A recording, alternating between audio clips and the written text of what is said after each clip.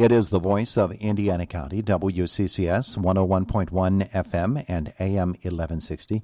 Kathy Abbey-Baker is with us in the studio. Lisa Spencer is with us on the phone line as we converse this morning about COVID-19 vaccines and whatever else is concerning to the Indiana County Health and Human Services Subcommittee of the Indiana County Emergency Management Agency. Kathy, how did I do on that? Did I get that all right? You did that great. That was very good.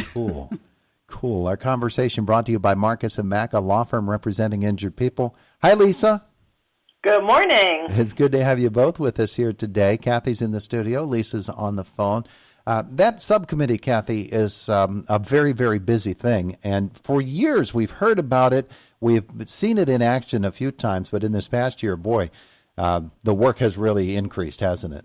It's been a crazy year, of course. And the HHSS subcommittee has been kind of on the forefront, in my opinion, of getting information out to the public about vaccines, testing prior to the vaccines, and just very, matter-of-fact, researched information about the pandemic, as well as, we have a pandemic, but we also have the risks of fires and flooding and rainstorms and all that kind of thing. So that HHSS kind of addresses all emergency preparedness and disaster information. Yeah, there's just a lot that falls under that umbrella. Lisa, you know that as well, that there's so much preparation that has to be done for any number of different emergency situations, and that's what this committee is all about. And when you really get to the point where you need the committee to step in and do what you've been preparing for so long, well, you'd better be ready, huh?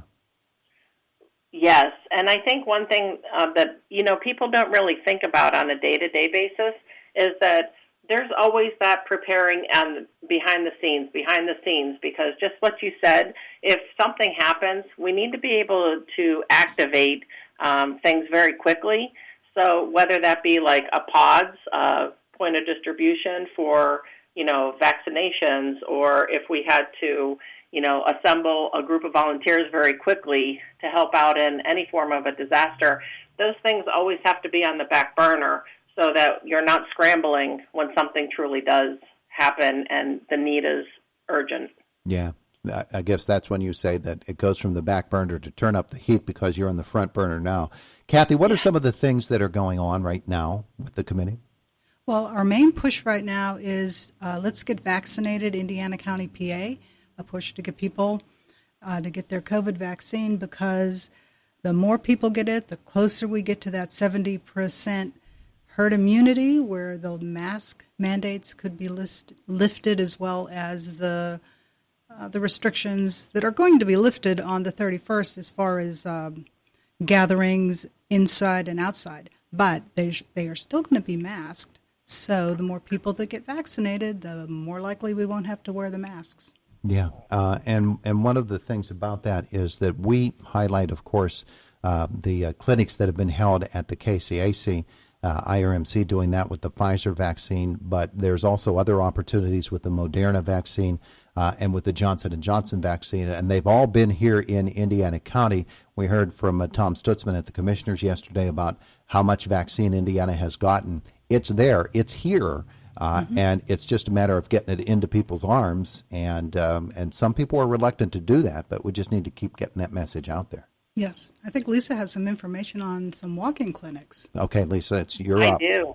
Yeah, I do. From yesterday, from what Tom was saying, Indiana County has actually received over 78,000 doses of the vaccine, but we're still, kind of hanging around 26.5%.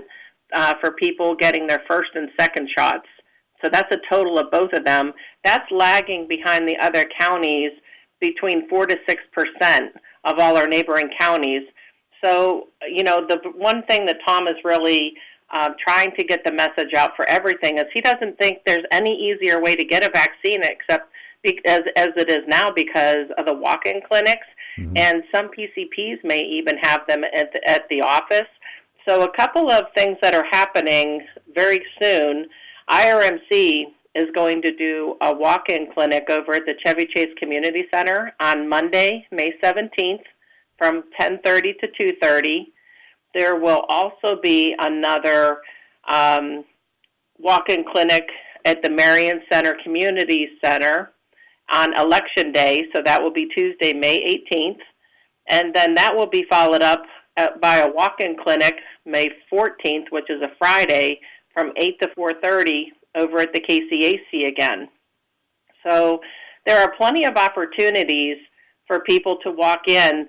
And in addition to that, you can still, I think someone just told me yesterday, Giant Eagle is actually accepting walk-ins right now.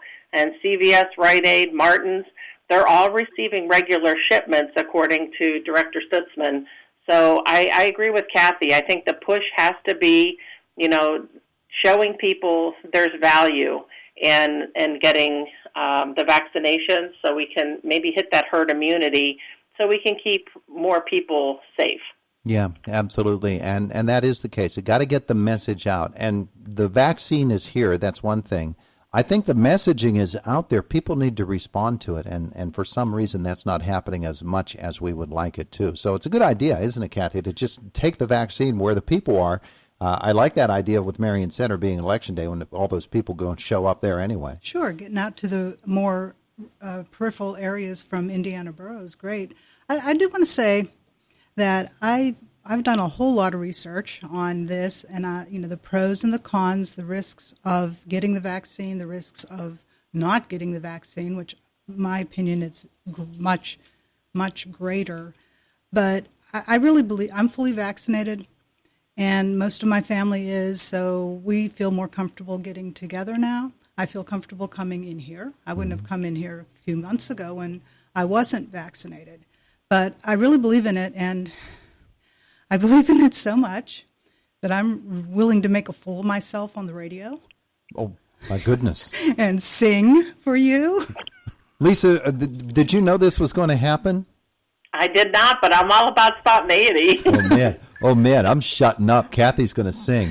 Go ahead, Kathy. Okay, this is like some lyrics from a song that people may recognize maybe. So this is about getting your vaccine. Please don't hesitate, no more, no need to wait. I'm sure there's no need to complicate. The lines are short, the risk is low. Get yours.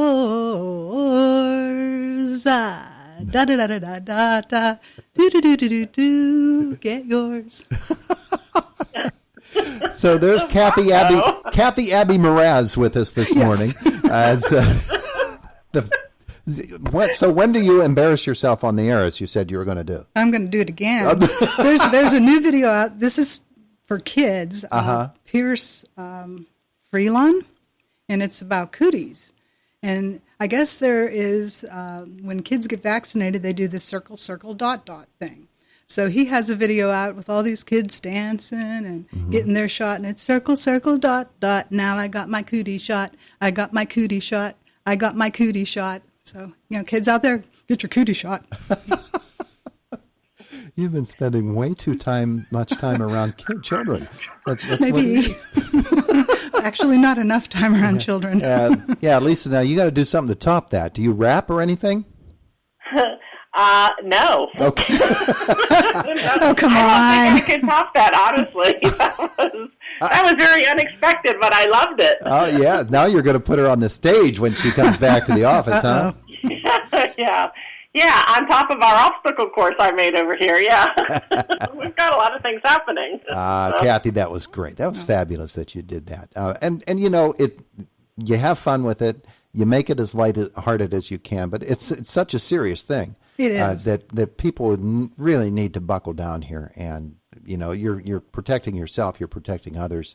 It's what needs to be done in order to open this state back up again. Absolutely. I know I have a friend who is fighting for her life right now. Yeah. And, it's important. It's important. Very much. Yeah, and I think one thing that Tom was talking about yesterday at the commissioner meeting and at our HHSS meeting earlier this week, sometimes people don't really think about it until it affects somebody who's near to them, or somebody that they know has had it and has had a rough experience with it. I know that changed some people's minds in my own neighborhood about getting the vaccination as soon as they had seen some of their family members suffer so. So I can tell you that I'm fully vaccinated too, and my second shot was last Wednesday, and I didn't feel great Thursday afternoon, but it wasn't, my neighbors all had COVID, and they said, Lise, what you're experiencing is far less than what we experienced with COVID. So, I had a little temperature and a little bit of nausea, and I was really tired, and I had a headache, but it wasn't nearly as bad as what his entire family had gone through. And so I think that is probably something that we need to talk about as well. Yeah. Yeah, you get up the next day, you're fine. Yeah, I was absolutely fine. Mm-hmm. So no problem with that. Again, there are vaccine clinics coming all over Indiana County. Lisa or Kathy, where can people find resources to learn? Where's the nearest vaccine to me that I can go get this shot? Well, I know the ones on the IRMC website. If you are able to get near a computer, the ones that I had just told you about, those were listed on the IRMC website. Not the Marion Center one yet on Election Day, but the other walk-ins were on there. And then I had Googled some other different, like the different places, like Mainline Pharmacy and Giant Eagle. You can just hop on there if you're computer savvy, and you can see exactly what you need to do to and where they're going to be. The Mainline Pharmacy, I think they're done over at the Indiana Mall. Now May is just holding out for all the second shots that they had given away in April. Mm-hmm. Mm-hmm. So, but there's still a lot of different places you can travel to on the Mainline Pharmacy that are close by, within 45 minutes to be able to get shots. Kathy, you get the last word here. We have 30 seconds. Okay, there's another vaccines.gov. You put in your zip code, and they will just fill it with all the different places that are close to you in whatever mile radius you choose. Say it again. That's true. That's actually a better way to do it. Vaccines.gov. Easy as pie. All right. Ladies, thank you so much. Kathy has her recording contract she has to get to, and she'll be making the video and doing the dance and all of that stuff. Thanks so much for coming in. You're welcome. All right. I'll talk to you tomorrow. Bye, Lisa. Bye. It is the voice of Indiana County, WCCS 101.1 FM and AM 1160. And AM 1160. And